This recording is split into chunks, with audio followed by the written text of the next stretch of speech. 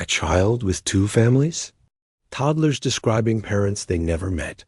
Asterisk when 3-year-old Maya Patterson first pointed to an empty chair at the dinner table and said, "That's where Mama Rose sits when she brushes my hair."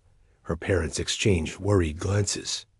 Maya's mother, Jennifer, had never heard of anyone named Rose, and Maya's hair had only ever been brushed by Jennifer herself. But when the toddler continued, describing in vivid detail how Mama Rose would sing Irish lullabies while braiding, her long red hair that Maya had never possessed, Jennifer felt a chill that had nothing to do with the February wind rattling their Michigan windows. Over the following weeks, Maya would speak of an entire second family with the casual confidence of someone recounting their daily routine. Papa Sean with his thick mustache and carpenter's hands, Big Brother Tommy who taught her to whistle, and baby sister Emma who couldn't walk yet. A family that, according to every record in memory, had never existed in Maya's short life. What the Patterson family discovered next would challenge everything they thought they knew about memory, identity, and the mysterious ways children can hold the stories of lives they never lived. Asterisk, if mysteries like this fascinate you as much as they do me, make sure to subscribe to the channel and hit that like button. Trust me, you won't want to miss what unfolds next. Part 1. The INCIDNT, the source sign that something unusual was happening in the Patterson household came on a quiet Tuesday morning in February 2020. Maya, who had just turned 3 the previous month, was sitting at the kitchen table working on a coloring book while her mother Jennifer prepared breakfast. The house was peaceful, filled with the familiar sounds of suburban morning routine coffee brewing, eggs sizzling, and the distant hum of Maya's father Robert getting ready for work upstairs. "Mama Rose doesn't make eggs like that," Maya said. Suddenly, her small crayon pausing mid-stroke on the page. Jennifer turned from the stove, slightly confused. "What did you say, sweetheart?" "Mama Rose, she makes eggs different. She puts the green herbs in them, the ones that smell like outside." Maya's voice carried the matter-of-fact tone that children use when stating obvious truths. Jennifer felt a prickle of unease. "Who is Mama Rose, Maya?" "My other mama. She has red hair like fire, and she sings the pretty songs when she brushes my hair before bed." Maya returned to her coloring, apparently unconcerned by her mother's growing confusion. Jennifer knelt beside her daughter's chair. "Maya, honey, I'm your mama. There's no other mama." Maya looked up with the patient expression children wear when adults fail to understand something simple. "You're my mama here. Mama Rose is my mama there. At the house with the blue door and the big tree." The conversation continued in this unsettling pattern for several minutes. Maya described Mama Rose with the casual intimacy of someone recounting their daily interactions. She spoke of how Mama Rose would make tea in a blue cup, how she would sit by the window mending clothes, and how she would read stories from a book with a cracked leather cover. Most disturbing was Maya's description of her relationship with this mysterious woman. "She loves me so much," Maya said, her 3-year-old voice carrying an emotional weight that seemed far beyond her years. "She says I'm her special girl, and she promises to keep me safe always." Jennifer's practical mind searched for explanations. Perhaps Maya had seen a movie or heard a story that had captured her imagination. Maybe she had overheard conversations about relatives she didn't know. But as Maya continued to speak, the details became increasingly specific and emotionally authentic. "Papa Sean has hair on his face right here," Maya said, pointing to her upper lip and shin. "And his hands are big and rough, but gentle when he picks me up. He smells like wood and soap." Jennifer asked where Maya had learned about these people, but the child seemed puzzled by the question. "I just know them," she said simply. "They're my family." That evening, when Robert returned from work, Jennifer shared the conversation with him. Robert, a methodical engineer who approached everything with logical analysis, suggested that Maya might be going through a creative phase. "Children at this age often create elaborate fantasy friends," he said. "It's completely normal." But Jennifer, who had worked as a preschool teacher before Maya's birth, had never encountered anything quite like this. Fantasy friends were usually playmates or companions. Maya was describing what appeared to be an entire family structure. With herself as the child at the center, the incident might have been dismissed as childhood imagination, if not for what happened during Maya's bath that night. As Jennifer shampooed her daughter's fine brown hair, Maya suddenly became agitated. "No, no, no," she cried, pushing Jennifer's hands away. "You're doing it wrong. Mama Rose does it gentle, and she sings the song about the green hills." Before Jennifer could respond, Maya began to sing in a clear, sweet voice. "Oh, the green hills of Ireland are calling to me, across the wide ocean, beyond the dark sea." The melody was distinctly Irish, and Maya's pronunciation of the words was remarkably accurate for a 3-year-old. Jennifer stood frozen, water dripping from her hands, as her daughter continued the song with verses that seemed to go on forever. When Maya finished, she looked up at her mother with satisfaction. "That's how Mama Rose does it. She taught me all the words." Jennifer and Robert spent that night in whispered conversation, trying to understand what was happening to their daughter. Neither of them had Irish heritage, and Maya had never been exposed to Irish music or culture. Yet she had sung that song with the familiarity of someone who had heard it countless times. The next morning, they decided to pay closer attention to Maya's statements about her other family, hoping to find clues that might explain the source of her mysterious knowledge. Part 2. Iesal within days of the first incident, Maya's references to her other family became a constant presence in the Patterson household. What had initially seemed like isolated comments evolved into detailed daily narratives that consumed increasing amounts of Maya's attention and began to affect her behavior with her. Actual parents. Maya started each morning by describing what Mama Rose had been doing the night before. She would speak of helping Mama Rose prepare breakfast, of sitting on Papa Sean's lap while he read the newspaper, and of playing with her siblings Tommy and baby Emma. These weren't brief mentions but elaborate stories filled with specific details about conversations, activities, and emotional interactions. "Tommy taught me to whistle yesterday," Maya announced one morning, proceeding to demonstrate a surprisingly sophisticated whistling technique that she couldn't have developed on her own. "He said I'm getting really good."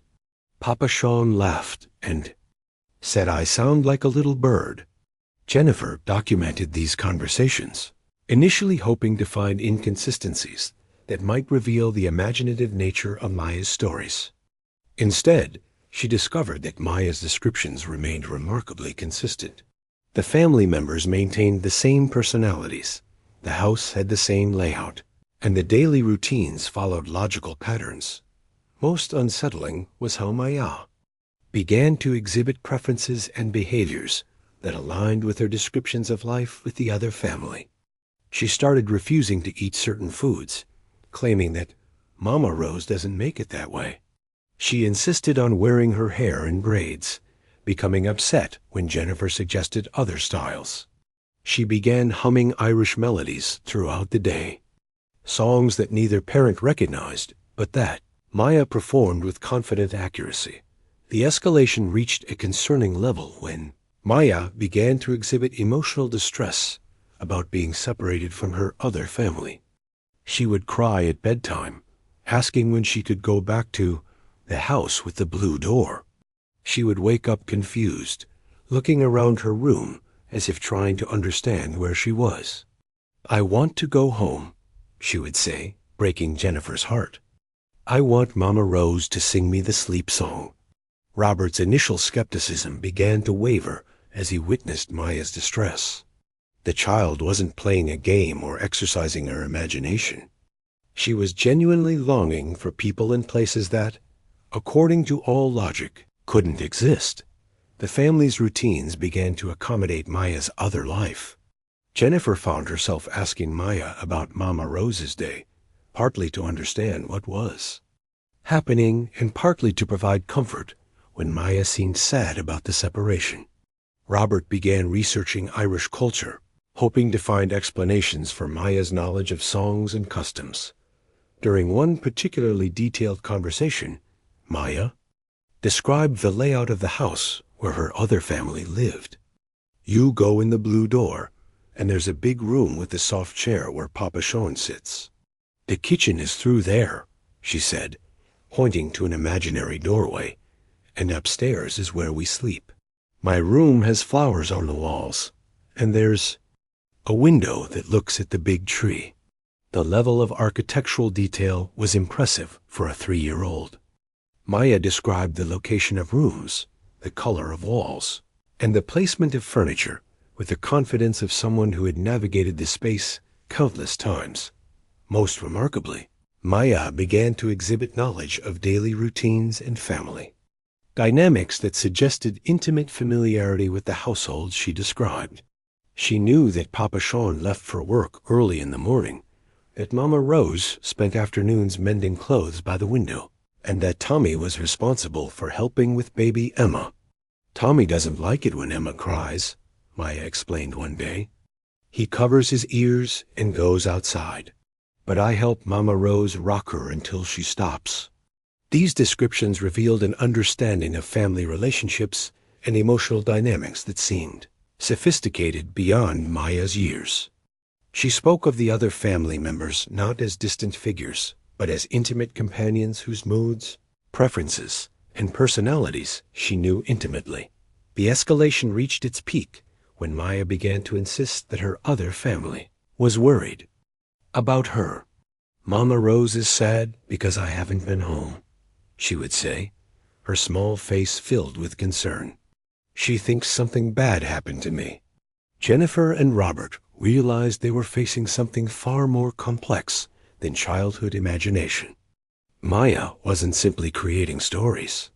She was living emotionally in 2 different worlds, with 2 different families, and the strain was beginning to affect her well-being.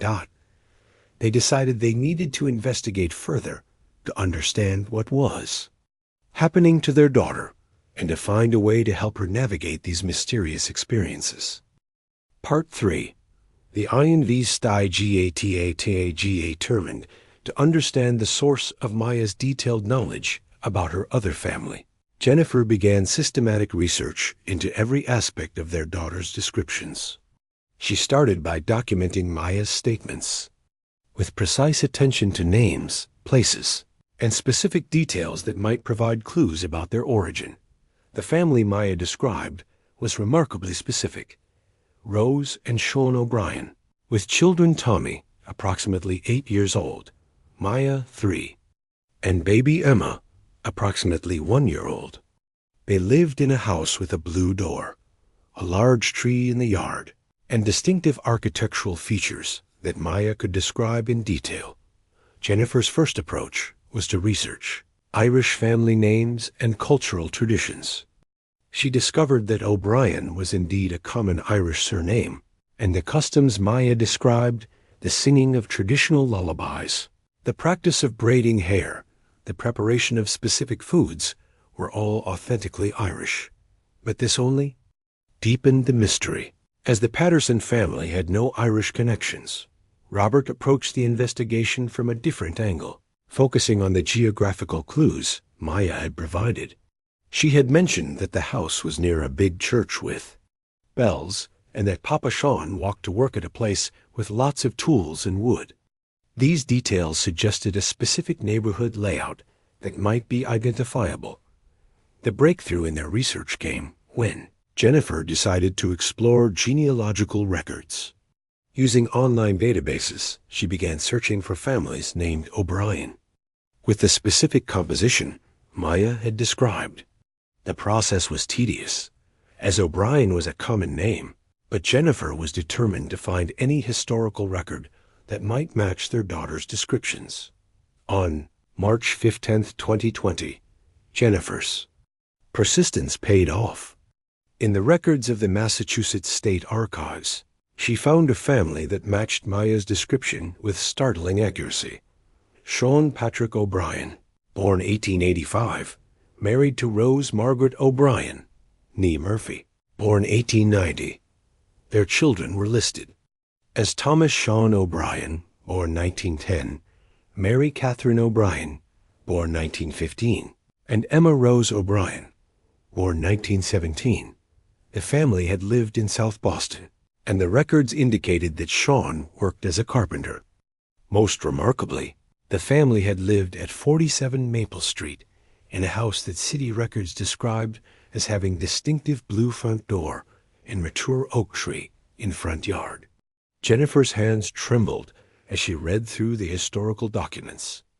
Every detail Maya had provided was confirmed by the official records.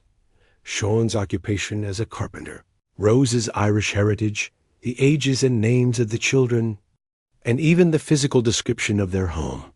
But the most shocking discovery came when Jennifer found the family's death records. The O'Brien family had died in the influenza pandemic of 1918 within days of each other. Sean died on October 12th, Rose on October 14th, Tommy on October 15th, and baby Emma on October 16th. Mary Catherine, the 3-year-old, daughter who would have been Maya's counterpart, died on October 17, 1918.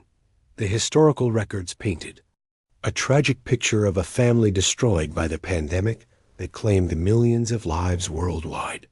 Newspaper accounts from the time described the O'Brien family as beloved members of the community and noted that neighbors had been too afraid of infection to help during their final days. Jennifer shared her findings with Robert, who was initially skeptical of the connections. "It's a remarkable coincidence," he said, "but there must be a logical explanation. Maybe Maya overheard something or saw something that planted these details in her mind." But as they continued their research, the connections became increasingly difficult to dismiss. They discovered that 47 Maple Street in South Boston still existed, though the original house had been demolished and replaced in the 1960s. Historical photographs of the neighborhood showed a house with a blue door and a large oak tree. Exactly as Maya had described, got most compelling was their discovery of Sean O'Brien's employment records.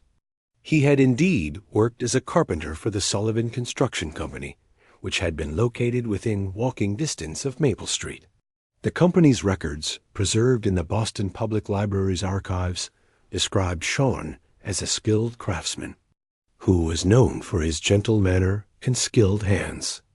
Dr. Patricia Williams, a local historian who specialized in Boston's Irish immigrant communities, agreed to analyze the Patterson family's research.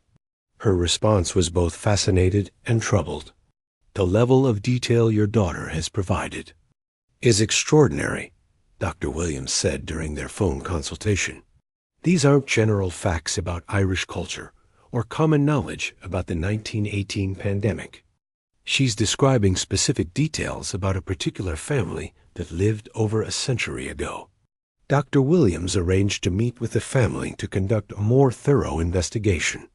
On March 28, 2020, she arrived at the Patterson home with historical photographs, documents, and artifacts from the period.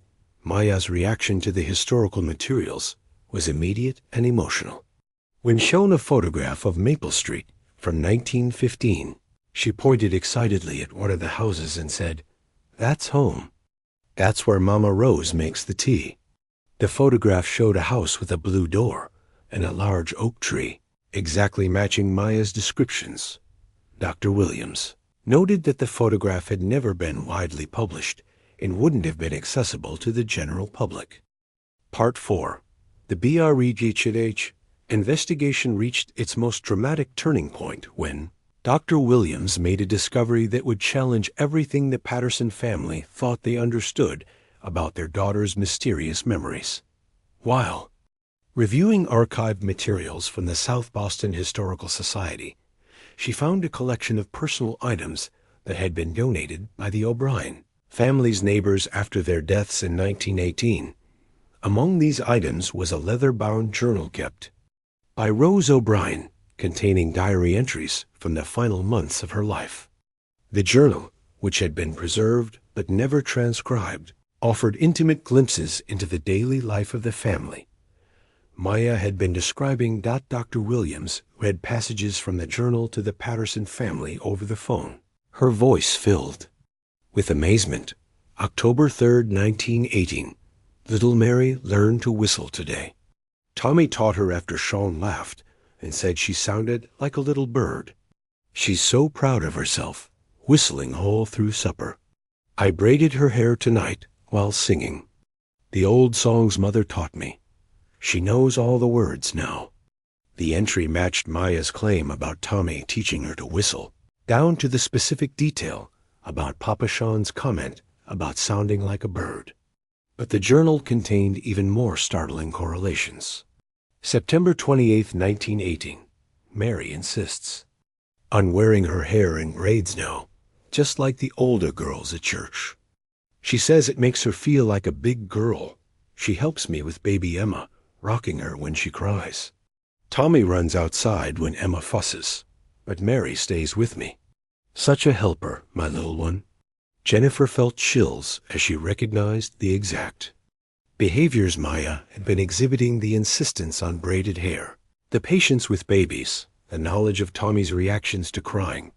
The most stunning discovery came when Dr. Williams found Rose O'Brien's recipe collection tucked inside the journal.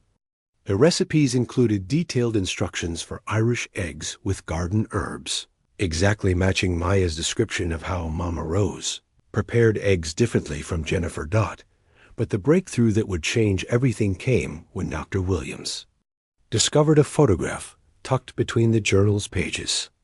The image showed the O'Brien family in their living room, with 3-year-old Mary Catherine sitting on her mother's lap while Rose braided the child's long red hair. When Dr. Williams showed the photograph to Maya, the child's reaction was immediate and overwhelming. She began to cry, reaching for the image with trembling hands. "That's me and Mama Rose," she whispered. "That's when she was making my hair pretty for church." The photograph showed a little girl with distinctive red hair, exactly as Maya had always described herself in her other life. The resemblance between the historical Mary Catherine and Maya's descriptions was uncanny, though Maya herself had brown hair and bore no physical resemblance to the child in the photograph. Dr. Williams arranged for the family to meet with Dr. James Morrison, a psychiatrist who specialized in unusual memory phenomena in children. Dr. Morrison had studied cases of children who claimed to remember previous lives, and he was intrigued by the level of historical verification in Maya's case.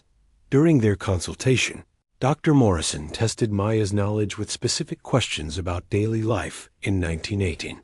Maya's responses were remarkably accurate, including details about household routines, seasonal activities, and family traditions that wouldn't be found in general historical sources. "She's not recounting information she's learned," Dr. Morrison explained to the family. "She's describing experiences from a first-person perspective. The emotional authenticity and specific details suggest she's accessing actual memories, not imagined scenarios." The most compelling evidence came when Dr. Morrison showed Maya a collection of household objects from the early 1900s. Without prompting, Maya identified specific items and described their uses with accuracy that impressed. "The historian? That's for mending," Maya said, pointing to a darning egg. "Mama Rose uses it to fix Tommy's socks. And that's the cup for tea, the blue one. Mama Rose always drinks from the blue cup." Dr. Williams confirmed that the O'Brien family inventory, filed after their deaths, had indeed included a blue teacup and a darning egg. Among other items Maya had accurately identified, the convergence of historical evidence, personal artifacts, and Maya's detailed memories created a compelling case that the 3-year-old possessed impossible knowledge about a family that had died over a century ago. The breakthrough forced the Patterson family to confront the possibility that their daughter's other family wasn't imaginary but represented authentic memories from another life. Part 5. The Sione Faro and Ta Tayo and word of Maya's case spread through academic circles, eventually reaching Dr. Susan Martinez, a prominent child psychologist and skeptic who had built her career debunking claims of past life memories in children. Dr. Martinez contacted the Patterson family directly, requesting permission to conduct what she called rigorous scientific testing to either validate or disprove Maya's claims. The meeting took place on April 20, 2020, at the Patterson home, with Dr. Martinez arriving accompanied by Dr. Richard Stone, a specialist in false memory formation, and Dr. Lisa Chun, a developmental psychologist who had studied this suggestibility of young children. Dr. Martinez approached the investigation with obvious skepticism, immediately focusing on potential sources of contamination in Maya's environment. Children are remarkably susceptible to suggestion, she explained to the family. They can incorporate overheard conversations, television programs, or even adult expectations into elaborate fantasy narratives that seem authentic. The team spent several hours examining the Patterson home for possible sources of Irish cultural information. They searched for books, movies, music, or other materials that might have exposed Maya to the specific details she had described. Their search revealed nothing that could account for Maya's knowledge. Dr. Stone then tested Maya's responses using a technique designed to identify false memories. He presented her with a mixture of accurate historical information and deliberate fabrications, monitoring her reactions to determine whether she would accept false suggestions. Maya's responses frustrated the skeptical team. She consistently rejected false information, often with the impatience of someone correcting obvious mistakes. When Dr. Stone claimed that Irish families in 1918 commonly ate pizza for dinner, Maya looked at him with confusion. "That's silly," she said. "Mama Rose makes stew and bread. She doesn't know what pizza is." The confrontation reached its peak when Dr. Martinez challenged Maya directly about the reality of her other family. "Maya, these people you're talking about aren't real," she said firmly. "They're pretend, like characters in a story." Maya's reaction was immediate and heartbreaking. She began to cry, her small body shaking with sobs that seemed to come from deep emotional pain. "They are real," she cried. "Mama Rose is real. She loves me, and she's worried about me. She doesn't know where I am." The intensity of Maya's distress affected everyone in the room. Dr. Chun, who had remained professionally detached throughout the investigation, found herself moved by the child's obvious anguish. "This isn't the reaction of a child whose fantasy has been challenged," Dr. Chun noted quietly. "This is the response of someone whose loved ones have been denied." The most dramatic moment came when Dr. Martinez attempted to use therapeutic techniques to help Maya let go of her supposed memories. She guided Maya through a visualization exercise designed to help children separate reality from imagination. "Can you imagine saying goodbye to Mama Rose?" Dr. Martinez asked gently. "Can you tell her it's time to let her go?" Maya's response was unexpected and profound.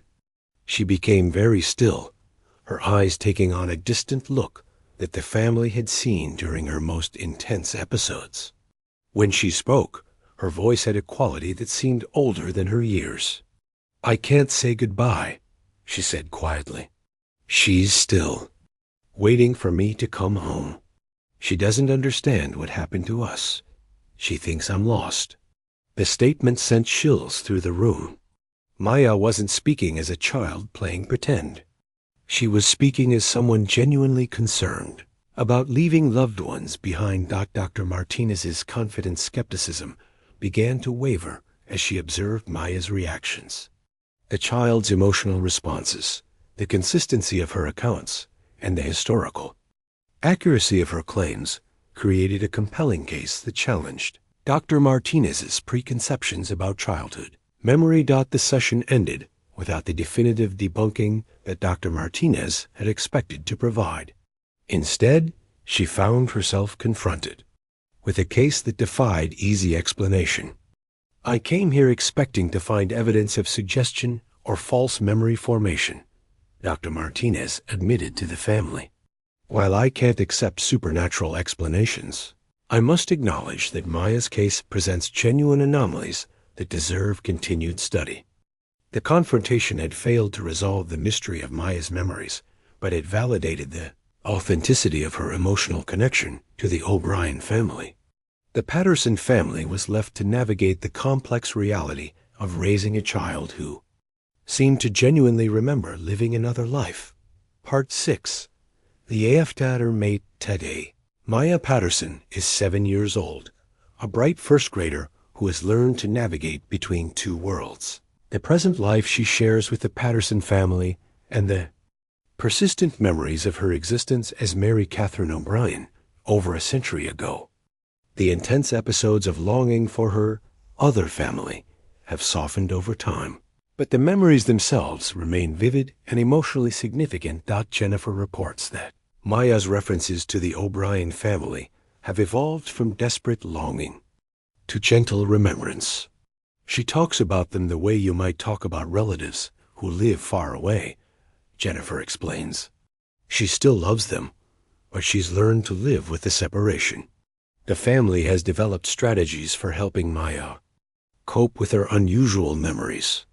They've created a photo album with historical images of the O'Brien family and their neighborhood, allowing Maya to visit these memories in a structured way. They've also learned Irish lullabies, which help comfort Maya when she feels sad about her other mama. Dr. Williams continues to work with the family, documenting Maya's memories and comparing them with historical records. Their research has revealed additional correlations that continue to astound historians and psychologists alike. Maya's descriptions of seasonal activities, neighborhood events, and family traditions have all been verified through archival research. Maya's case represents one of the most thoroughly documented instances of apparent past life memory in children. Dr. Williams wrote in her 2023 study, "The level of historical accuracy, combined with the emotional authenticity of her experiences, challenges our understanding of consciousness and memory." The Patterson family has connected with other families whose children have experienced similar phenomena. Through this network, they've learned that Maya's case, while unusual in its historical verification, shares common elements with hundreds of other documented instances worldwide. Maya herself has developed a mature understanding of her unusual experiences. She speaks about Mary Catherine O'Brien as if discussing a sister or close friend, someone she loves but accepts as being in a different place. Mary Catherine is with Mama Rose now, she told her parents recently. They're together and there, but I'm happy here too. The child has retained many of the skills and preferences that emerged during her intense episodes. She still whistles with remarkable ability, knows dozens of Irish songs, and shows an instinctive understanding of traditional crafts and customs. Her teachers have learned to appreciate her unique insights while ensuring she remains grounded in contemporary education. Last year, the family made a pilgrimage to Boston, visiting the neighborhood where the O'Brien family had lived. Maya stood quietly on Maple Street, looking at the modern buildings that had replaced the home she remembered. She seemed peaceful rather than sad, as if completing a necessary journey. "The big tree is gone," she observed matter-of-factly. "But I can still remember how it looked when I was little, when I was Mary Catherine." The visit provided closure for the family, confirming Maya's historical memories while helping her integrate them into her present identity.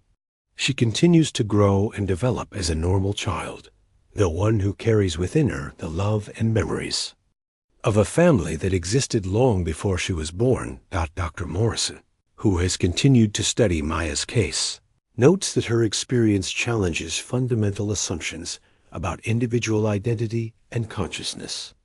Maya's case suggests that the boundaries between past and present, between one life and another, may be more fluid than we typically assume. He wrote in his recent publication, "The scientific community remains divided about the implications of Maya's case. Some researchers view it as evidence for reincarnation or consciousness survival, while others search for alternative explanations involving genetic memory or quantum consciousness theories." Herself seems unconcerned with the academic debates surrounding her experiences. She has learned to live comfortably with her dual identity, honoring both the family she remembers and the family she lives with now. Her story has become a source of wonder and comfort for other families dealing with similar phenomena. The Patterson family has found peace with the mystery of Maya's memories. They no longer seek definitive explanations, but have embraced the profound questions her case raises about the nature of love, memory, and human connection across time. Maya continues to be a bridge between worlds, carrying the love of two families, and demonstrating that perhaps the bonds we form transcend the boundaries of individual lifetimes. Her story remains a testament to the enduring power of family love and the mysterious ways that consciousness can span the gap between past and present. In the end, perhaps the most remarkable aspect of Maya's story isn't the impossibility of her memories, but the possibility that love itself might be the force that connects us across time. That somewhere in the mystery of human consciousness, families never truly say goodbye. They simply wait for the next hello.